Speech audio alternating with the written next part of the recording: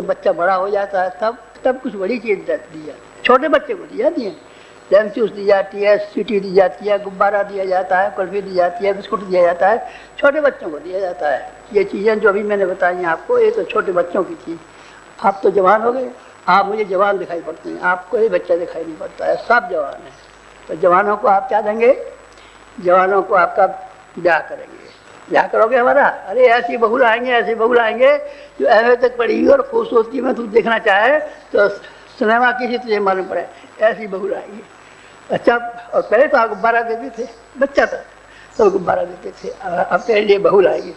तो बहू का दुकान पर बिकती है?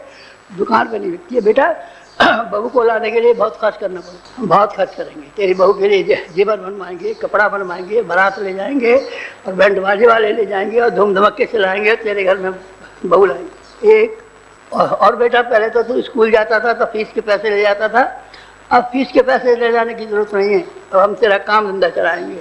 तू बड़ा हो गया है, भाई भाइयों में लड़ाई होगी, भाई कहेगा साहब हमारा काम अलग करा दीजिए, इसका काम अलग करा दीजिए, तो हम तेरा काम भी अलग करा देंगे, तेरा धंधा भी अलग करा देंगे, तो धंधे को भी चला देंगे। एक और जो हमारे पास बाकी बचा है वो भी फिर तुझे बांट के देंगे। नहीं तो तुम तो जब मरोगे तब अपनी कमाई अपने संग ले जाओ।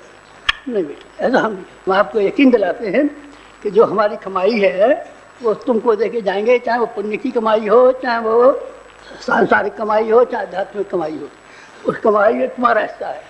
हमारा हिस्सा नहीं है। हमें करना चाहिए, हमें देना किसको है?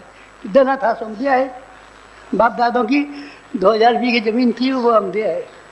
और आपके पास कुछ स्त्री के पास जेवर था, जेवर भी हम दान में दिया है।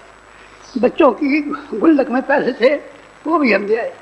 अब आपके पास क्या है? हमारे पास ये कपड़ा है, ये दो और कुछ आपके पास धन है नहीं बेटा। धन के नाम पर एक कानी कौड़ी का लाखवां हिस्सा भी हमारे पास नहीं। तो ये आपको तलाशी लेनी हो, या मरने के बाद पता लगाना हो कि गुरु जी के पास क्या मिला, किस तरह धन था, तो आपको एक कानी कौड़ी का 1000वां हिस्सा भी नहीं मिलेगा। तो मालूम पड़ेगा कि भिखारी शांत कुंज में रहा करता था और यहाँ से रोटी खाया करता था, सारे दिन 24 घंटे काम करता। आपको यह मालूम पड़ेगा। हमारे पास नहीं है कुछ, लेकिन है हमारे पास। न होते तो हम इतनी बड़ी बात नहीं क्यों कहते। हमारे पास वो भी तप है। कौन सा? जिसको हम सामान्य क्लास का कहते हैं, जिससे आपकी मुसीबतें और कठिनाइयों में हम सहायता कर सकते हैं।